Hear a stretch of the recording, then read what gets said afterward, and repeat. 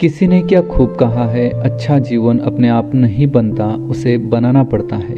इसलिए सही समय पर सही निर्णय लें। पहली बात, ये वीडियो काफ़ी छोटा है, इसलिए इसे पूरा सुनने में आपको कोई हर्ज नहीं होना चाहिए। दूसरी बात, शुरुआत भली तो अंत भला, ये कहावत सभी पर लागू नहीं होती। इसलिए मैं चाहता हूँ कि आप इसे कम से कम आधा तो सुने, तभी आप सही निर्णय ले सकेंगे। चलिए शुरू करते हैं।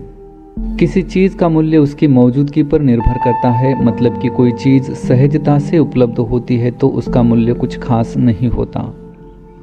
ये अर्थशास्त्र का एक सरल और सीधा नियम है और वर्तमान समय ऐसा है कि लगभग सभी इंसान पैसा बिना ज़्यादा कष्ट उठाए कैसे पाया जा सकता है, बस यही सोच रहे हैं। इसी का एक बेस्ट उदाहरण स्पर्धा परीक्षाओं की तैयारी करने वाले छात्र है। बिना सोचे समझे कि क्या मैं इसे करने के लिए पात्र हूँ, क्या ऐसा करने के लिए मुझ में वह काबिलियत है, इसके बारे में ज़रा भी सोचते नहीं। गुस्सा मत होइए या इसे हल्के में मत लीजिए। गधा कभी भी घोड़ा नहीं बन सकता, इसके लिए कोई प्रमाण देने की ज़रूरत नहीं। इंसान एकमात्र ऐसा प्राणी है जिसे अपनी औकात को समझकर ही किसी कार्य को आरंभ करना चाहिए। आपकी हैसियत, आपकी संपत्ति, आपकी बुद्धि और चतुरता, आपकी शारीरिक समर्थता, इनमें से किसी एक से अर्थ यहाँ औकात का ले सकते हैं।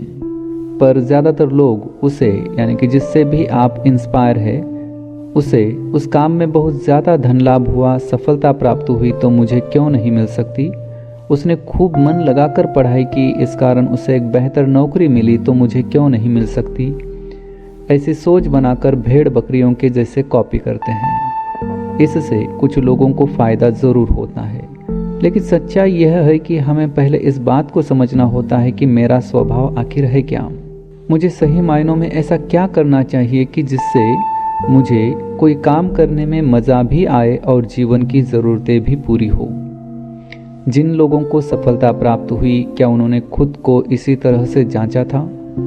नहीं। आप बिल्कुल सही हो सकते हो, लेकिन भले ही उन्होंने कोई जांच पड़ताल नहीं की, फिर भी वे सफल हुए क्योंकि वह उनके स्वभाव से मेल खाता था। फ़र्क यही है कि बस वे इससे अनजान थे। इसका मतलब ये हो सकता है कि उन्होंने अनजाने में ही सही चुनाव किया, पर सभी इतने भाग्यशाली नहीं होते। यही वजह है कि बहुत से लोग किसी काम को अपने जीवन का अंतिम लक्ष्य बनाकर उस पर पूरी ताकत के साथ काम करते हैं और हाथ में सिर्फ निराशा और अफसोस शेष रहता है, क्योंकि वह काम उनके स्वभाव से मेल नहीं खाता। अंततः वे थक हार कर वह काम अधूरा छोड़कर कुछ और ट्राई करने का निर्णय लेते हैं। तो आप किसी सरकारी या बगैर सरकारी नौकरी को चुने, या किसी व्यवसाय या व्यापार को, या किसी कला को चुने, सबसे पहले खुद से पूछे, क्या मैं सच में यही चाहता हूँ? क्या मेरे स्वभाव से यह चीज़ मेल खाती है? अगर हाँ, तो कोई मसला नहीं।